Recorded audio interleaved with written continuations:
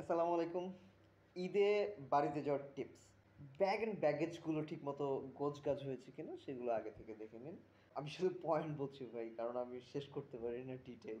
তাই just point আকারে বলে যাচ্ছি। আর ব্যাগের জিনিসগুলো ঠিকমতো আছে কিনা সেগুলো দেখুন। হ্যাঁ? মানে প্রত্যেকটা জিনিস নিয়ে ভাবুন। যেটাই পেয়ে যাচ্ছেন সেটাই সাথে, সাথে ব্যাগে ঢোকান। হ্যাঁ? সো ফাইনালি তখন আর যাওয়ার সময় মানে আপনাদের এত বার্ডেন থাকবে না। হ্যাঁ?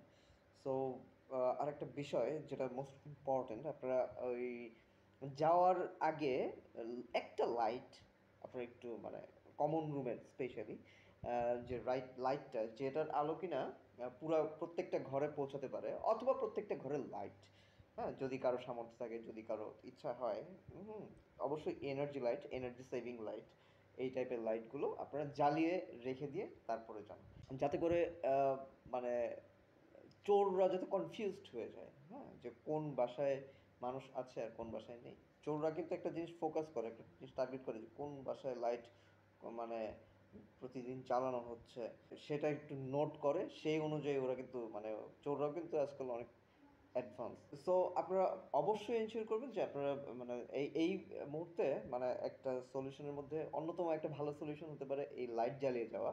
সো সবাই চেষ্টা করবেন যাতে আমরা লাইট জ্বালিয়ে যাই। হ্যাঁ, তারপর বের হওয়ার সময় বাচ্চা, হ্যাঁ, প্রত্যেকটা বাচ্চাকে অবশ্যই খেয়াল রাখবেন। বাচ্চাদেরকে ডান পাশে রাখবেন না যখন হাঁটবেন। হ্যাঁ, অনেকের তো অনেক ধরনের জার্নি স্টাইল। এক ধরনের আছেন আপনারা কিন্তু একদম বাসা থেকেই, বাসা টু বাসা, তাদের ব্যাপারটা আরেক রকম। হ্যাঁ, তারা মিলিয়ে নেবেন। হ্যাঁ, কিন্তু আরেকটা শ্রেণী আছে যাদেরকে বাসা থেকে নেমে হাঁটতে হয়। গাড়ি নাই ভাই। হ্যাঁ, আমাদের মতো গরিব লোক হেঁটে যাওয়ার সময় অনেক সময় হয় রিক্সা খুঁজতে হয় তাদের। হ্যাঁ, কিংবা রিক্সা খুঁজে তারপর সিএনজি স্টেশনে যেতে হয়, এরকম আছে। হ্যাঁ, অথবা লোকাল কোনো একদম রুরাল জায়গায় মানে অনেক ভাবে অনেকক্ষণ হেঁটে টেটেও যেতে হয়। সে তাদের আবার সাপ টাপ এইসব বিষয়ে খেয়াল রাখতে হয় অনেক সময়, কিংবা পিছলে পড়ে যাচ্ছে কিনা, পুকুরে চলে যাচ্ছে কিনা, অনেক ধরনের রাস্তা আছে। আমি এত গভীরে না গেলাম, অন্তত বাসা থেকে বের হওয়ার সময় বাচ্চাকে বের হওয়া থেকে শুরু করে ডেস্টিনেশনে পৌঁছানো পর্যন্ত, ইভেন সব সময় বাচ্চাকে সাথে রাখুন। হ্যাঁ, হাত ছাড়বেন না বাচ্চার, এক সেকেন্ডের জন্য মানে চোখের আড়াল করবেন না। আর পরের পজিশনে হচ্ছে ব্যাগ। হ্যাঁ, ব্যাগগুলো এভরি মোমেন্ট কয়টা ব্যাগ গুনে বের হবেন। সংখ্যাগুলো একটু মানে মনে রাখার মতো করে নিয়ে যাবেন। ধরেন আপনি যদি ৭টা, হ্যাঁ, তারপর ১৩টা, হ্যাঁ, কিংবা ১১টা এই ধরনের যদি ব্যাগ নিয়ে যান, আপনারা ভুলে যেতে পারেন যে অ্যাকচুয়ালি সংখ্যাটা কত। সেক্ষেত্রে আপনারা ২টা ক্রস করলে ধরুন মানে ৩টাও নিতে পারেন। ২টা ৩টাতে সমস্যা হবে না আশা করি। হ্যাঁ, কিন্তু মেইন বিপত্তি হবে ৫টার পরে থেকে শুরু করে। সো কয়টা ব্যাগ নিচ্ছেন মাথায় রাখবেন যে আমাদের ছোট বড় সব মিলিয়ে এতটা ব্যাগ। সব কিছুই ব্যাগের ভিতরে রাখবেন।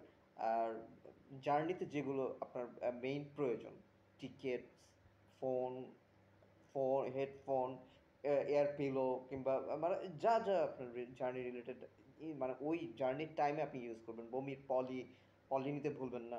হ্যাঁ, সো যার যেটা প্রয়োজন মাস্ক নিয়ে বেরোবেন, রাস্তায় কিন্তু অনেক ডাস্টি থাকে। যারা ঘুমাতে চান চোখের ইয়ে নিয়ে নিতে পারেন। হ্যাঁ, কানের ইয়েও আছে, নাম যেন কি, কানের যেন ওইগুলো আবার ঢুকে যায় না, যেন সেটাও খেয়াল রাখতে হবে। কিন্তু মানে সাউন্ডের জন্য নিতে পারেন। যার যা আছে সবগুলো ফ্রন্টের দিকে রাখবেন পার্ট ওয়াইজ, যে আমার সবার আগে কী লাগতে পারে, সবচেয়ে বেশি কী লাগতে পারে, মানি। মানি ইজ একদম মানে ইজি, ইজি মেকিং মানিটাকেও বিভিন্ন পার্শিয়ালভাবে আপনারা মানে কিছু মানি এখানে, কিছু এখানে। এখন যদিও ক্যাশ ইউজটা অনেক কমে গেছে যদিও। হুম, সো যারা এখনো ইউজ করেন আসলে ক্যাশ, তাদের জন্য বলছি মানে পার্টে রাখবেন। বিগ মানিগুলো একটু মানে বিগ লাগেজে রাখবেন, কিংবা আর কি ইম্পর্টেন্ট আলাদাভাবে লাগেজ কিংবা ব্যাগে রাখবেন, কিংবা পকেটে, যেভাবে রাখেন সেপারেশনের মাধ্যমে রাখবেন, বিগ টু স্মল। হ্যাঁ, আর স্মল থেকেই শুরু করবেন। সো মানি গেল। সো মানির পরে পরবর্তী ধাপে আর কী আছে, পার্ট বাই পার্ট, টিকেটস তো বললাম, আর কী আছে যার যেটা লাগে, এক একজনের ধরন এক এক রকম। এখন বলা যাবে না যে কার কী আছে। ফোন সবার কমন যেটা হচ্ছে ফোন। ফোন কোথায় রাখতেছেন, ফোনটাকে অবশ্যই বুক পকেটে রাখবেন না। হ্যাঁ, যে যত ঝামেলাতে থাকেন যাই থাকেন বুক পকেটে রাখবেন না। এমন কোনো জায়গায় রাখবেন না মানে সেটা বুক পকেট তো অনেক ইম্পর্টেন্ট, বুক পকেটের এক্স্যাক্ট নিচেই হচ্ছে হার্ট। সো এই জায়গায় রাখবেন না। সো রেডিয়েশনটা হার্টে যেয়ে মানে প্রবলেম করে। সো এইরকম কোন অর্গানের মানে মধ্যে মানে পাশে রাখলে সবচাইতে সমস্যা কম? হ্যাঁ, এটার রেডিয়েশনের পরিমাণ এতই যে যেকোনো জায়গায় আপনি রাখেন না কেন মানে আমাদেরকে ড্যামেজ করে আরকি নরমালি। সো আ খুবই মানে বুক পকেটে রাখবেন না অন্তত। অন্য যে পকেটে রাখেন যেভাবেই রাখেন। পারলে দূরে রাখবেন যত দূরে রাখা যায়। কিন্তু চোর হইতে ছিনতাইকার হইতে প্রতারক হইতে সাবধান। সো ফোন গেল, এই তো গেল। এটা নিয়ে অনেক বলার আছে। এ তো হচ্ছে আপনার রেডি হওয়া। আপনি মানে কোনো আ পুরো জার্নিতে চেষ্টা করবেন কারো সাথে কথা না বলার। হ্যাঁ? আসলে এমন একটা যুগ চলে আসছে যে কাউকে হেল্পও করতে পারবো না আমরা চাইলে। কেউ যদি বলে যে, "ভাই এই ঠিকানাটা চিনতে পারতেছি না।" কেউ যদি বলে, "ভাই একটু ফোনে আমাকে একটু কথা বলে একটু এইটা বলে দিবেন?" মানে এইগুলাও আজকাল করতে পারি না। মানে কত মানে কি একটা জেনারেশনে চলে আসলাম। যে কেউ বিপদে পড়লে কে যে আসল বিপদগ্রস্ত তাকেও বুঝতে পারবো না। সো কেউ যদি ফোন দেয় অবশ্যই ফোনটাকে দূর থেকে লাউডে নিয়ে মানে কোন আঙ্গুল দিয়ে লাউডে দিচ্ছেন চেষ্টা করবেন যাতে এইভাবে প্রয়োজনে এইভাবে লাউডে দিবেন। হ্যাঁ? বর্তমানে যে যেরকম পৃথিবী যেমন সেভাবে আমাদের চলতে হবে। ঠিকানা মানে একদম মানে পুরো এমন করে পুরো দূর থেকে দেখবেন যাতে আপনার বা মানে কোনো নাকের ভিতরে স্মেল না যায়। হ্যাঁ? ডেভিলস ব্রেথ হইতে সাবধান স্পেশালি মেয়েরা। হ্যাঁ? সো যাই হোক আম কি বলবো? আপনার ডেভিলস ব্রেথ এর ইয়েগুলো প্রতারক হতে সাবধান। অপরিচিতের সাথে তেমন কথাই বলতে যাবেন না বেশি একটা। হ্যাঁ?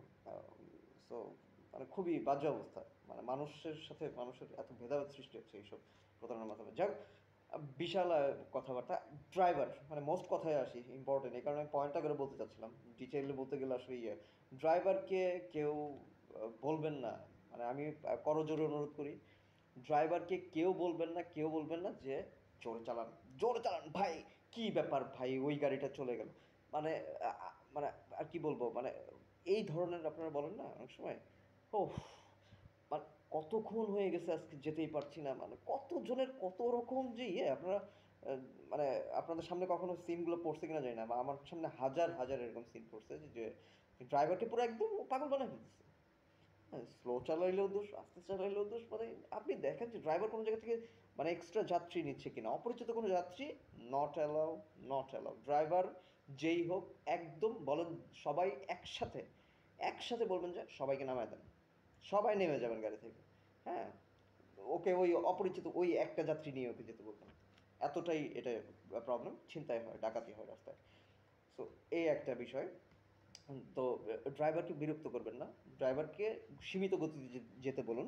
আর বিশেষ করে কিছু, কিছু সময় দেখা যায় যে ড্রাইভার ভাইয়াদের মানে হঠাৎ রোদের একটা মানে রাতের বেলায় বিশেষ করে হঠাৎ শুকনা কোনো বৃষ্টির কোনো ধুলা উঠতেছে। It's the most important and dangerous situation যে ওই রকম মুহূর্তে একজনের ৮০, ৯০, ১০০ স্পিড থাকে।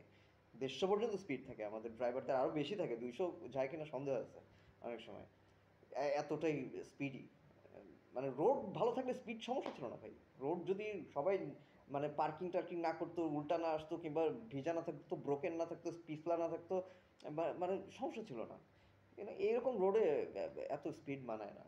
যাই হোক এরকম সিচুয়েশনে হয় কি মানে বৃষ্টি নাই কি একদম কাঠের মতো মানে রোদ মানে কাঠফাটা রোদ না কি বলবো সেখান থেকে এরকম একটা সিচুয়েশন তুই হুট করে ঢুকে যায় হচ্ছে আপনার মানে এমন একটা স্লিপারি জায়গায় এটা আমার লাইফের অনেক বড় একটা এক্সপিরিয়েন্স সবাই মাথায় রাখবেন বাচ্চাদেরকে বলবেন হ্যাঁ যদি কেউ গাড়ি চালানো শুরু করে সব শুকনার থেকে হঠাৎ ভিজা হঠাৎ স্লিপারি একটা রোড মানে সিচুয়েশনটা কন্ট্রোল করা খুবই চ্যালেঞ্জিং সো এই ধরনের রোডের জন্য সবাই প্রস্তুত থাকবেন হ্যাঁ বৃষ্টি দেখা মাত্রই ড্রাইভারদেরকে বলবেন তারা যেন একদম কচ্ছপ হয়ে যায় হ্যাঁ মোস্ট ইম্পর্টেন্ট কোনো ড্রাইভার যদি স্পিডে চালায় বৃষ্টি দেখা মাত্রই সে স্লো চালাতে বাধ্য থাকতে হবে আদারওয়াইজ সবাই নেমে যাবেন